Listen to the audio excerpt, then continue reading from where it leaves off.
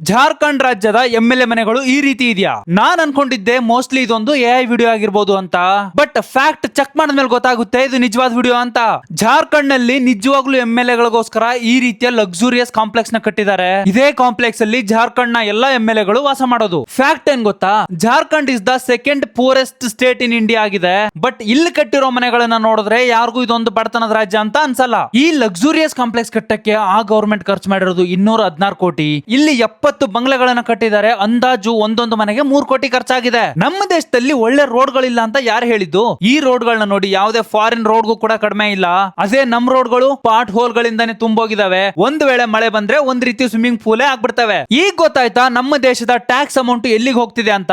ಇದನ್ನೆಲ್ಲ ನೋಡಿ ಪೊಲಿಟಿಷಿಯನ್ಸ್ ಗೆ ಬೈತಾ ಇರೋ ಜನಗಳು ಎಲೆಕ್ಷನ್ ಟೈಮ್ ಅಲ್ಲಿ ಅದೇ ಪೊಲಿಟಿಷಿಯನ್ ಗೆ ಜೈ ಅಂತಾರೆ. ಈ ಸಿಸ್ಟಮ್ ಬಗ್ಗೆ ನಿಮ್ಗೆ ಏನ್ ಅನ್ಸುತ್ತೆ ಅನ್ನೋದನ್ನ ಕಮೆಂಟ್ ಬಾಕ್ಸ್ ಅಲ್ಲಿ ತಿಳಿಸಿ. ಈ ಒಂದು ರೀಲ್ ನ ಆದಷ್ಟು ಜನಕ್ಕೆ ಶೇರ್ ಮಾಡಿ. ಇದೇ ರೀತಿಯ ಹೆಚ್ಚಿನ ಕಂಟೆಂಟ್ ಗಾಗಿ ಫ್ಯಾಕ್ಟ್ ಬಜಾರ್ ಪೇಜ್ ನ ಫಾಲೋ ಮಾಡ್ಕೊಳ್ಳಿ.